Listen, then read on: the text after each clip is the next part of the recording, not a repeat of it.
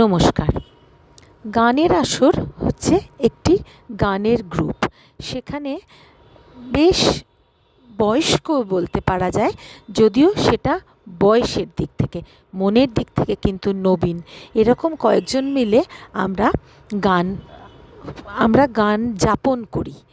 তা সেই গানের আসর গ্রুপটি এবারে রবীন্দ্র জন্মজয়ন্তীতে কয়েকটি গান আপনাদের সামনে তুলে ধরছে।